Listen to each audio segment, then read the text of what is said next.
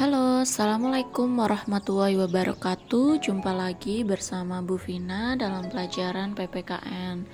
Kali ini kita akan belajar mengenai daerah dalam kerangka Negara Kesatuan Republik Indonesia untuk kelas 8.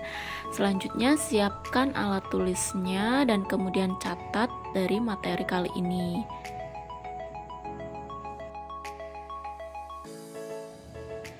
Daerah NKRI, Pasal 1 Undang-Undang Dasar Negara Republik Indonesia tahun 1945 menyatakan bahwa Indonesia adalah negara kesatuan yang berbentuk republik. Konsekuensi logis sebagai negara kesatuan adalah dibentuknya pemerintah negara Indonesia sebagai pemerintah nasional untuk pertama kalinya. Dan kemudian pemerintah nasional tersebutlah yang kemudian membentuk daerah sesuai ketentuan peraturan perundang-undangan.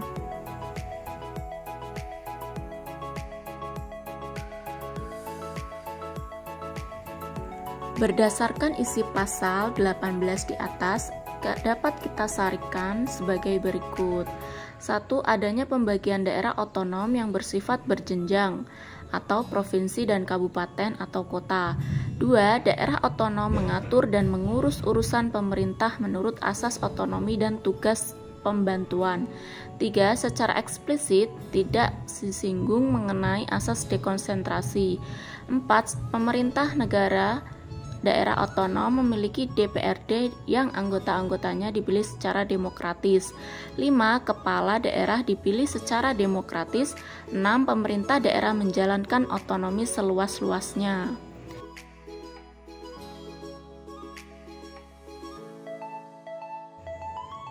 Terkait otonomi daerah, pemerintah telah mengeluarkan Undang-Undang Nomor 23 Tahun 2014, UU Nomor 2 Tahun 2015, dan UU Nomor 9 Tahun 2015 tentang pemerintahan daerah. Dalam UU tersebut dinyatakan otonomi daerah adalah hak, wewenang, dan kewajiban daerah otonom untuk mengatur dan mengurus sendiri urusan pemerintahan dan kepentingan masyarakat setempat dalam sistem negara kesatuan Republik Indonesia. Sedangkan pemerintahan daerah adalah penyelenggaraan urusan pemerintahan oleh pemerintah daerah dan Dewan Perwakilan Rakyat Daerah menurut asas otonomi dan tugas pembantuan dengan prinsip otonomi seluas-luasnya dalam sistem dan prinsip negara kesatuan Republik Indonesia sebagaimana dimaksud dalam Undang-Undang Dasar Republik Indonesia tahun 1945.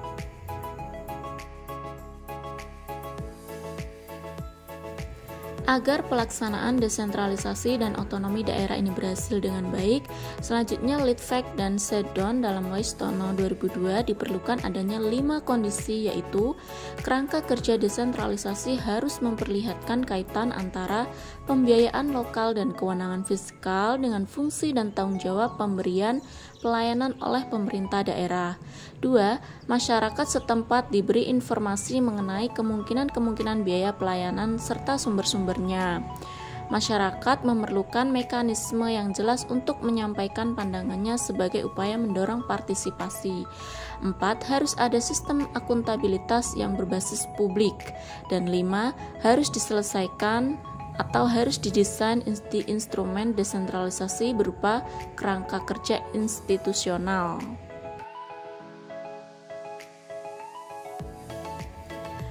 Jumlah provinsi di Indonesia yang kita ketahui pada saat ini adalah Indonesia terdiri dari 34 provinsi.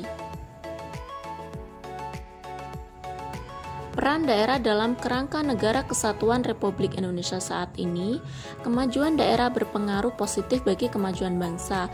Itulah sebabnya melalui Undang-Undang Pemerintah Daerah, negara menerapkan asas desentralisasi dan otonomi kepada daerah. Pemberian desentralisasi ini dan otonomi kepada daerah memungkinkan setiap daerah untuk berkembang.